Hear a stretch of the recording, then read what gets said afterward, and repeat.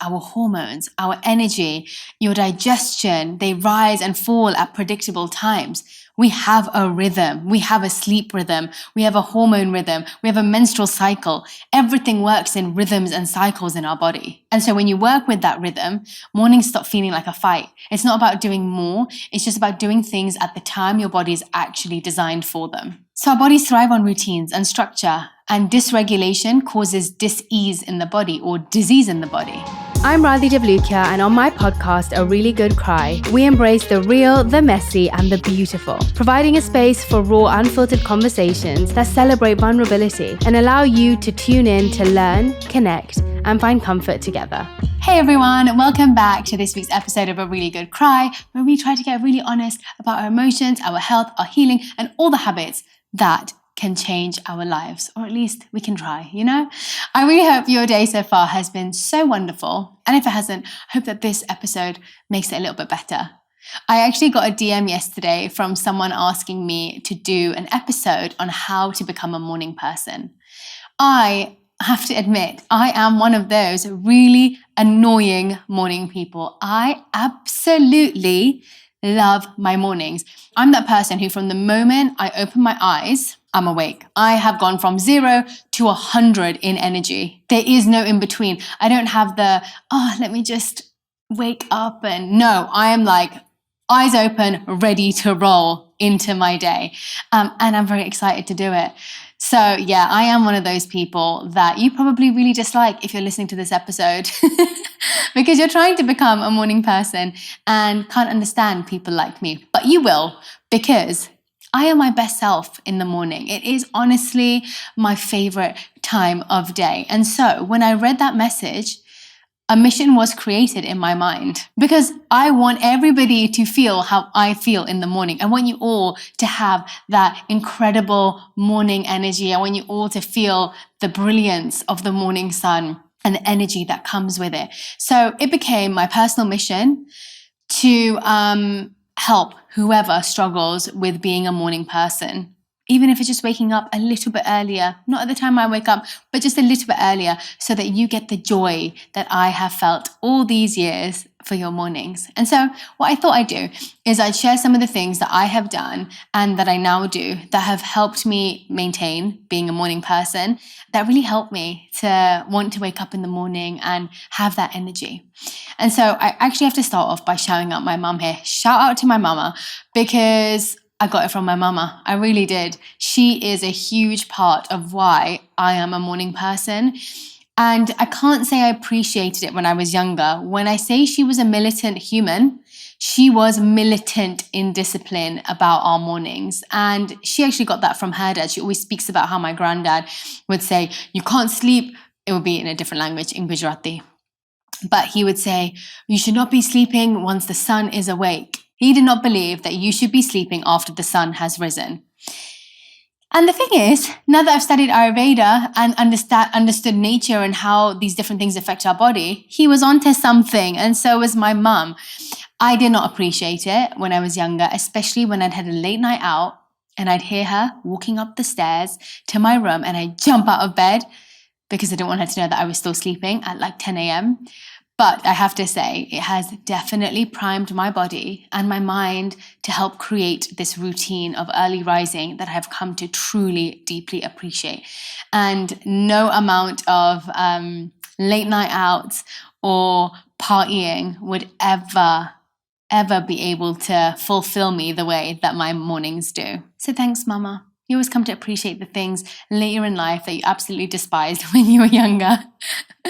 So our bodies are actually designed to be morning people if we're in sync with them.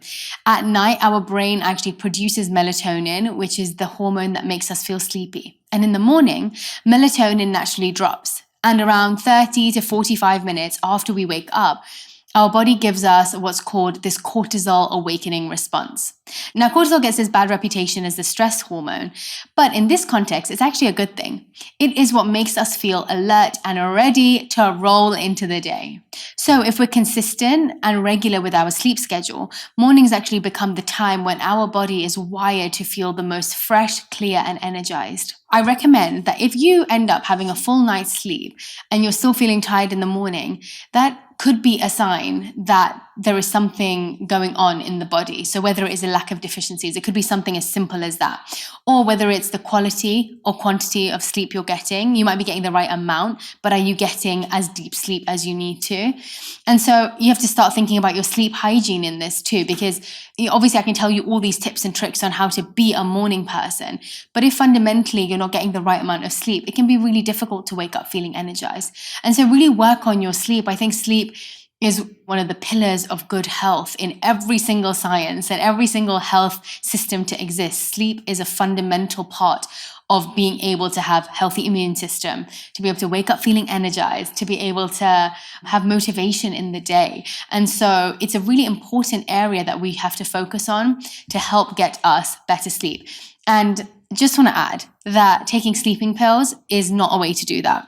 It can be a temporary solution, but even with things like melatonin, when you end up taking it, you actually don't get deep sleep. You get very surface level sleep. So that's why you can wake up in the morning after taking melatonin and you know you've slept through the night, but you still feel groggy in the morning. I think it also suppresses this cortisol production in the body, which means that you don't get that zap in the morning to say, hey, it's time to wake up, and you feel fresh and clear and energized. Instead, you feel groggy and probably like you've dreamt a lot because you're in that kind of in-between phase most of the night. All that to say, try and sort your sleep schedule out. There are so many ways to do it. I've actually done an episode on sleep, and it might take a while if you've been irregular for a long period, but it is definitely possible. Our body loves routine, it loves schedule, and it thrives off having a routine that is absolutely to the T, like everything happening on time. And so it's just getting yourself back to that. You know, in Vedic philosophy and in Ayurveda, so when I studied Ayurveda, I absolutely loved it because it started to make life make sense. Like everything that I was doing in my day, everything I was feeling, it put into words and it put into some sort of science. And in Vedic philosophy and in Ayurveda, it is said that this morning time is the most cleansing, most pure time of the day. It's called Brahma Muhurat. And I actually learned about it when I decided to go to the temple near me when I was living in the UK. When I first started getting into my spiritual practices, there is a beautiful prayer called Mangalarti that happens in Vedic temples. And I decided that for 30 days, I'm going to go and I'm going to do my meditation there in this time period. It was starting at 4:30 in the morning. Anyway, that turned into a year of me doing it because I fell in love with meditating at that time of day. I don't do it like that anymore, but I learned about Brahma Muhurat and how purifying and how beautiful that time of day is through that process. And that's why monks wake up early in the morning to pray at that time, because it is the most calming time of day. It's usually about 90 minutes before sunrise, and it says it's the most sattvic or mode of goodness time of day. Meaning your mind is naturally more peaceful, more clear, more light, and also creative during that time. And it makes sense, right? There's less noise in the world. Your nervous system is calmer. You haven't had many things that have come into your eyes or your ears or through your senses. You've had no time for anyone to annoy you, hopefully, to irritate you, to basically break this new, fresh opportunity that you have to see life in a different way.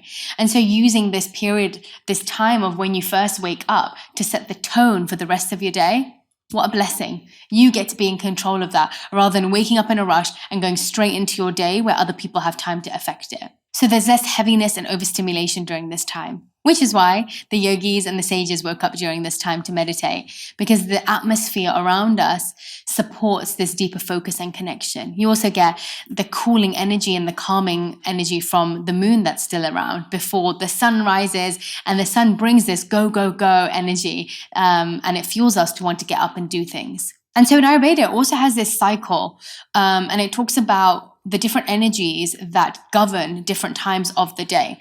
So this period that we're talking about is the Vata time. It's the time where your body can wake up, feel soothed, calm, but still feel very creative. And it's meant to be the best time for you to actually wake up.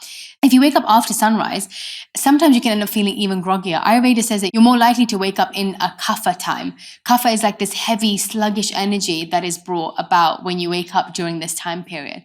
That's why waking up later often leaves you groggier. Now, when I share this episode on Instagram, I'll share the different times that are governed by these different modes. And it'll be really interesting for you to see if you feel that way during the day, depending on when you wake up. And so if you find that interesting, definitely go check out our Instagram page. I'll definitely share it on there.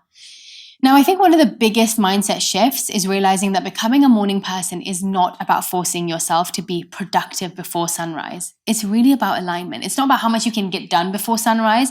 It's about aligning back to nature externally and our true nature internally.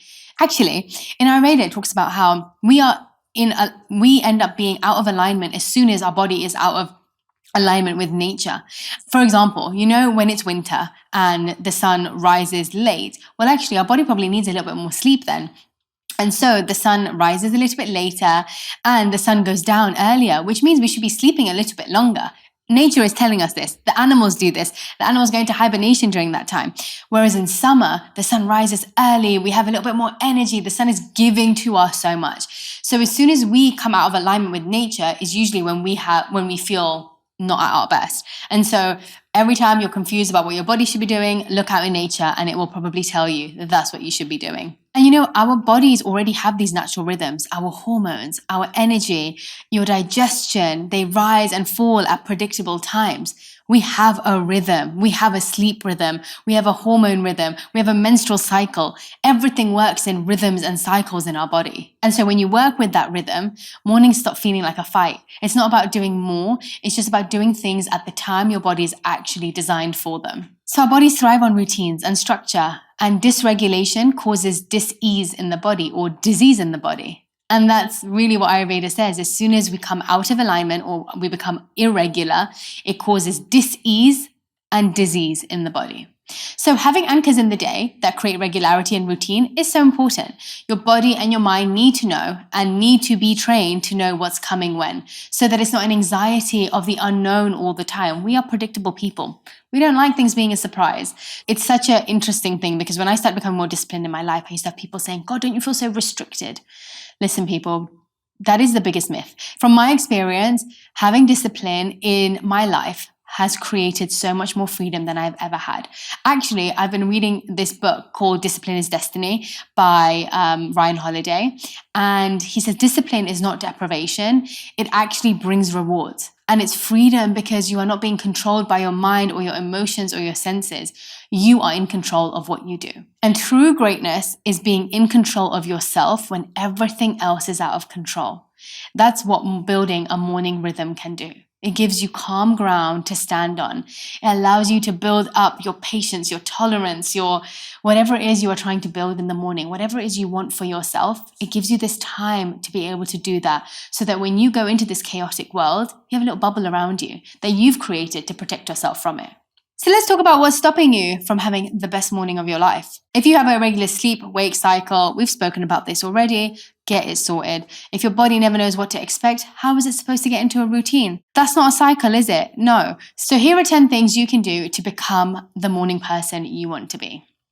Number 1, wake up every single day at the same time despite what time you sleep. Even if you go to bed later than usual, try to wake up around the same time every single morning. That's how you train your body clock. If you are constantly irregular with the time you sleep and the time you wake up, you will never create a cycle. And so it will feel like punishment, but hopefully it will also make you go to bed earlier and at the same time by knowing that no matter what, you are waking up at this time, regardless of what time you sleep.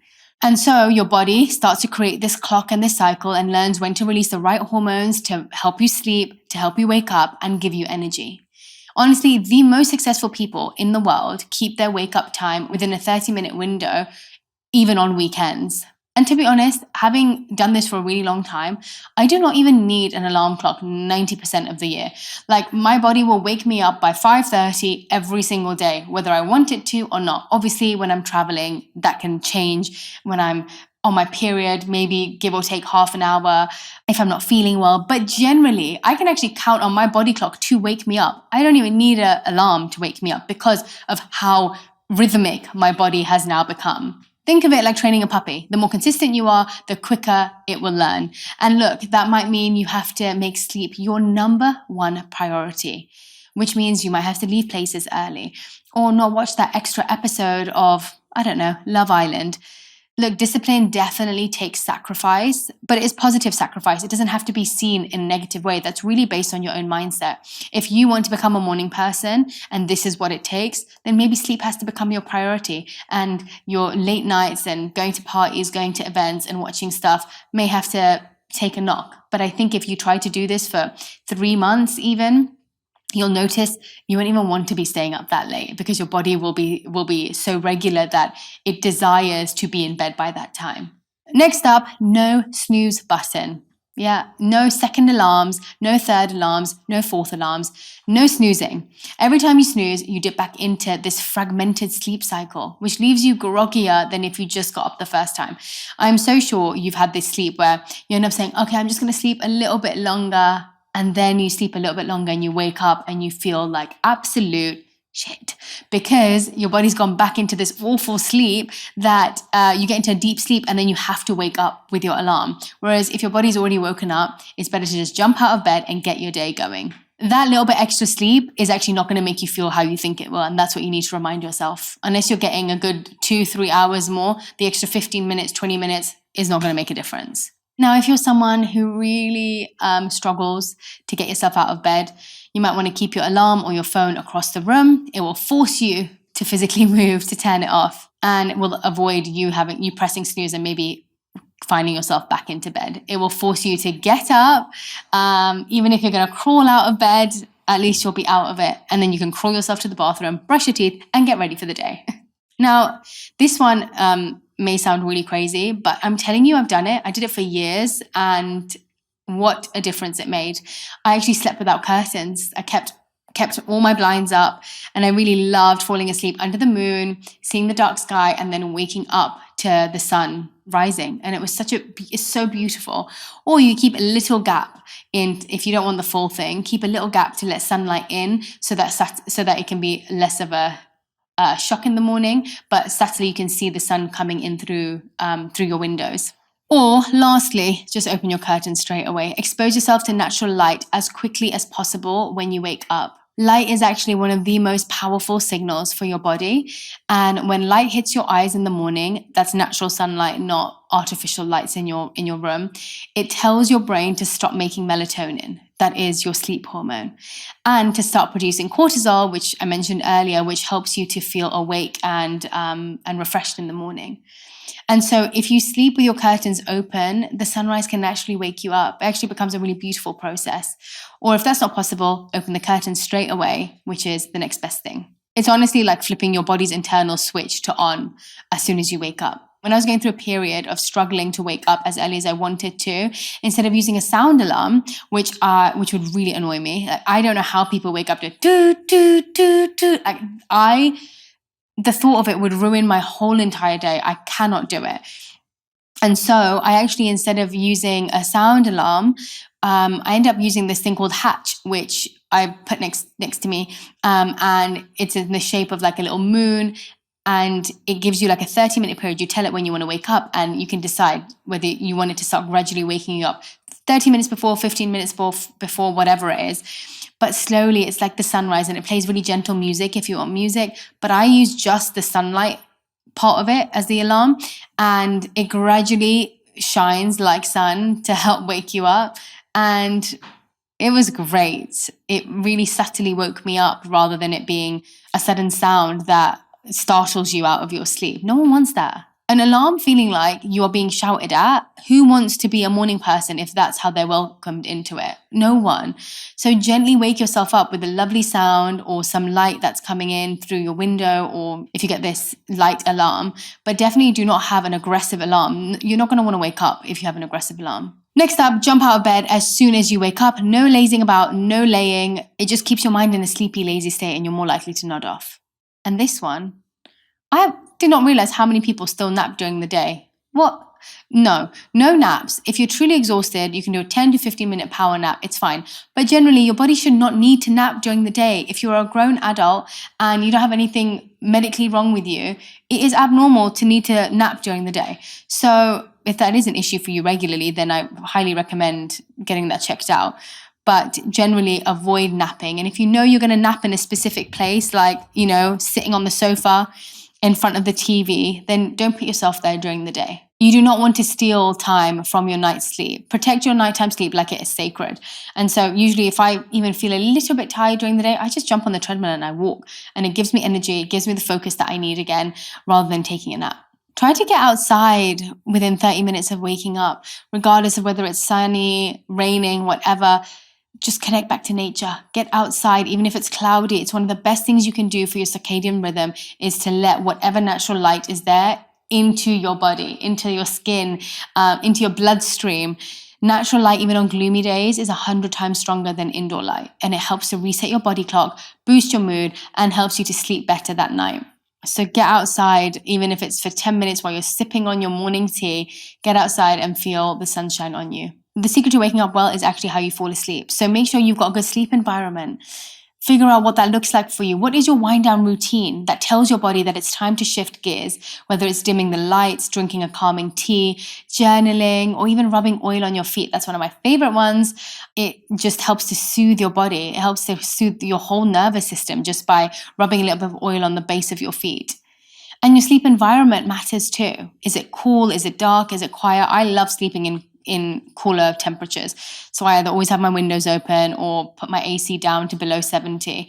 But really important what your sleep hygiene is and your wind down routine. A big part of that is that spaces carry energy. So don't bring work or stimulating screens into that space, especially if you are struggling to sleep. You need to make sure that you separate your spaces as much as possible. And this next one, I think is the most important. It's optimism and excitement for life, for why you're waking up in the morning. I think that's so important. Like, what is it that you're looking forward to? What is it that you're excited about? Being grateful for life, just waking up saying, thank you so much that I'm alive. I'm going to use this day the best I possibly can. I'm going to do all the best things today to show that I'm grateful for this life that I have. I think that's so important to like go to sleep. I have a prayer that I say, I go to sleep and I'm like, oh, please let me wake up in the morning to do my meditation or to do all the things that I want to do to help serve the world in whichever way I want to. Whatever it is, say a prayer at night to set your intention for the morning. And then in the morning when you wake up, think about all the things that you are so grateful for that gives you this optimism and excitement for life, because what are you waking up for? That's what you need to figure out. What am I waking up for? It can be a small thing. It can be a big thing. It can be that delicious cup of coffee that you got waiting for you. Or it can be a bigger purpose. Like, God, I'm just so grateful for this body. I'm going to use it to my best ability to serve whoever I can and for it to be an instrument of God. And that can be such a beautiful way to start your morning. And look, that can also be fleeting, right? Sometimes we don't have optimism. Sometimes we don't feel excited. Sometimes we wake up and we feel a little bit crappy, which is why the deeper layer to that is discipline, which is what we're trying to create. But you also need a motive to bring joy into the discipline. Otherwise, you're doing it mechanically without heart and this true desire to actually do it. You need your reason to want to get up. Optimism and excitement for life makes your morning so much easier. But because they can be fleeting, that's why these practices that we're building help to remind your body and mind why waking up matters. And so doing that prayer before, that night before, it primes your mind to remember and prepares your mind and your body that it is a good thing, that I want to wake up in the morning and I do want this for myself. And my morning is a gift that I'm being given. My grandma actually, when I went back to spend the last 3 months of her life with her, I've spent nights with her before, but I was sleeping with her every single night. And the most beautiful thing was at night, she would pray and say, Radhe Sham, which is the way that she calls God. She says, Radhe Sham, in Gujarati, please wake me up in the morning. Make sure I wake up in the morning for my prayers. That's what she would say every single night. God, please wake me up for my prayers in the morning. That's what she was living for. She wanted to wake up and she wanted to pray. And in the morning, she would say, thank you so much, God, for waking me up. And I learned so much just from those two things, two simple sentences, but just filled with gratitude and desperation to have the morning that she wants in prayer. So yeah, discipline will get you out of your bed, but purpose and this optimism for life is what's going to keep you out of bed. So ask yourself and try and really think deep. What is my true why for this morning? Without it, it will be too easy to drift back into your old habits. And so having this is really important. Another thing that can really help is having a consistent anchor habit.